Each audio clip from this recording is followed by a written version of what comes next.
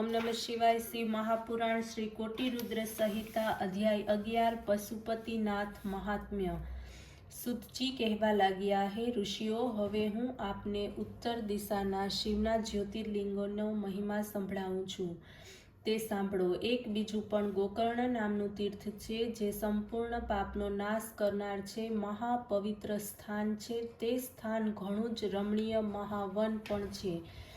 એમાં શિવનું ચંદ્રભાલ નામક જ્યોતિર્લિંગ પણ છે, જેને રાવણે લાવીને સ્થાપિત કર્યું હતું. ત્યાં ચંદ્રભાલની સમાન સ્થિતિએ વિશ્વંભરના ચરાચર જીવોને સુખ આપનાર વૈદ્યનાથ બિરાજે છે. એમનો મહિમા અત્યંત અદ્ભુત છે. એ જ રીતે અન્ય પણ જ્યોતિર્લિંગ છે. હવે એની કથા સાંભળો. મિશ્રશ્રી નામક એક સુંદર તીર્થ છે. એમાં દધીચી નામક ઋષિ દ્વારા સ્થાપિત દધીશેશ્વર શિવનું જ્યોતિર્લિંગ છે. તીર્થયાત્રાના પુણ્ય ફળને ઈચ્છનારા ત્યાં જઈને તીર્થમાં સ્નાન કરીને શિવજીનું પૂજન કરીને કૃતાર્થ થાય છે.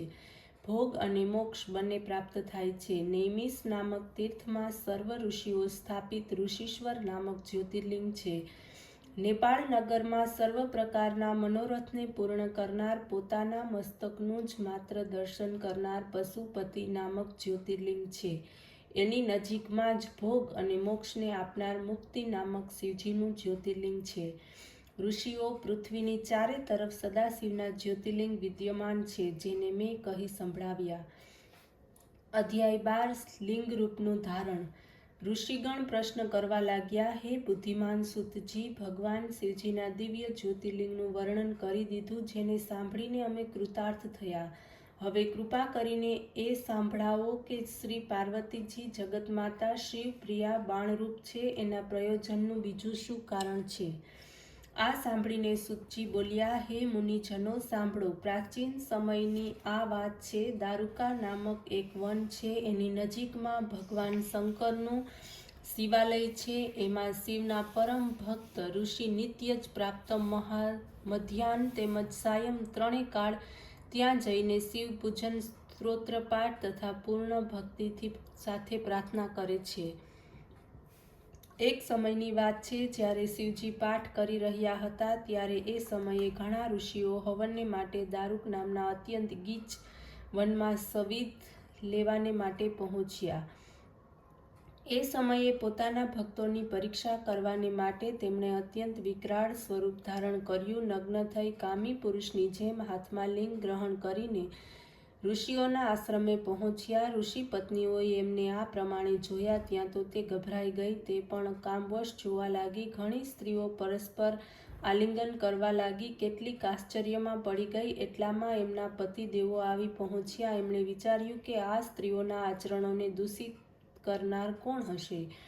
પોતાની સ્ત્રીઓ પ્રત્યે પણ તેમને ક્રોધ થયો. પછી તે ભગવાન શિવના સ્વરૂપને ન જાણતા અત્યંત ક્રોધમાં આવીને પરસ્પર બોલવા લાગ્યા કે અરે, આ કોણ હશે? કોઈ પણ ઉત્તર ન આપ્યો. પછી તે નગ્નને કહેવા લાગ્યા કે તું કોણ છે? કેમ કહેતો નથી? આ પ્રમાણે વારંવાર પૂછવા છતાં પણ દિગંબર વેશધારીએ કંઈ પણ ઉત્તર ન આપ્યો. આ પછી અત્યંત ક્રોધમાં આવીને ઋષિ કહેવા લાગ્યા કે આ તમે ઘણું જ અનુચિત કાર્ય કરી રહ્યા છો. આનાથી વૈદિક ધર્મનો લોપ થાય છે. આ કારણે અમારા કહેવા પ્રમાણે તમારું લિંગ શીઘ્ર જ પૃથ્વી ઉપર ખરી પડે. આ પ્રમાણે જ્યારે ઋષિઓએ કહ્યું ત્યારે તો તે ક્ષણ ભગવાન શંકરનું લિંગ ભૂમિ ઉપર પડી ગયું. પ્રજ્વલિત અગ્નિની જેમ આમ તેમ ભ્રમણ કરતું જીવ જંતુઓને પીડવા લાગ્યું. આ જોઈને બધા જ ઋષિઓ ગભરાયા. તરત જ બ્રહ્માની પાસે પહોંચ્યા. સંપૂર્ણ વૃત્તાંત કહી સંભળાવ્યું. ત્યારે બ્રહ્મા સમજી ગયા કે સર્વ ઋષિઓ શિવજીની માયાથી વશીભૂત બની ચૂક્યા છે. એમ જાણીને બોલ્યા, હે ઋષિઓ, આ તમે શિવજીની સાથે શત્રુતા કરીને ઘણું જ અનુચિત કર્યું છે. જુઓ, મનુષ્ય માત્રનો ધર્મ છે કે મધ્યાહન કાળે ઘરમાં આવેલા અતિથિનો યોગ્ય સત્કાર કરવો. એમ ન કરવાથી તે પૂરો પાપીનો ભાગી થાય છે. હવે વાત એમ છે કે જ્યાં સુધી ભગવાન શંકરનું લિંગ એક સ્થાન ઉપર સ્થિર ન થાય ત્યાં સુધી આવા પ્રકારના ઉપદ્રવ થતા જ રહેશે. જો તમે સંસારનું હિત ઈચ્છો છો તો ભગવાન શંકરના જ્યોતિર્લિંગનું ચિંતન કરો અને એ લિંગની સ્થાપના માટે સર્વપ્રથમ જગદંબા શક્તિની સ્તુતિ આરાધના કરો. તમારા આ સર્વ ઉપાય દ્વારા તે શ્રી પાર્વતી યોનિ રૂપે થશે. ત્યારે પછી ભગવાન શંકર તમારી પ્રાર્થના દ્વારા પ્રસન્ન થઈને યોનિમાં સ્થિર થાય તો વિશ્વનું કલ્યાણ થાય. એટલા માટે તમે માતા પાર્વતીને પ્રસન્ન કરો. એના માટે અષ્ટદલીની રચના કરો. વળી શાસ્ત્ર પ્રમાણે એના ઉપર ઘટ સ્થાપના કરો. પછી એને પવિત્ર જળ અને દુર્વાથી ભરો.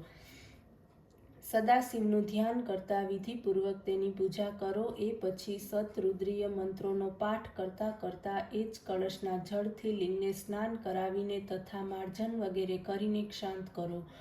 પછી યોનિરૂપ પાર્વતીજીને સ્થાપિત કરીને એના ઉપર સદાશિવના જ્યોતિર્લિંગને સ્થાપિત કરો. એ પછી ચંદન, પુષ્પ, દીપ, ધૂપ, નૈવેદ્ય વગેરે ષોડશોપચાર પૂજન દ્વારા શિવજીને પ્રસન્ન કરતા પ્રણામ, સ્તોત્રપાઠ, સ્તુતિ, જ્ઞાન વગેરે કરો. ત્યારબાદ સંસારનું મંગળ થશે. સૂત પુરાણીજી બોલ્યા, આ પ્રમાણે બ્રહ્માની આજ્ઞા પ્રમાણે ઋષિઓએ જઈને માતેશ્વરી પાર્વતીજી તથા ભગવાન શિવની વિધિપૂર્વક પૂજા તેમજ આરાધના કરી. ત્યારે પ્રસન્ન થઈને પાર્વતીજી યોનિ રૂપે તથા અને એના ઉપર જ્યોતિર્લિંગ સ્થાપિત કર્યું. ત્યાર પછી વિશ્વમાં શાંતિ થઈ. એ જ જ્યોતિર્લિંગ સંસારમાં હાટકેશ્વર નામથી પ્રસિદ્ધ થયું.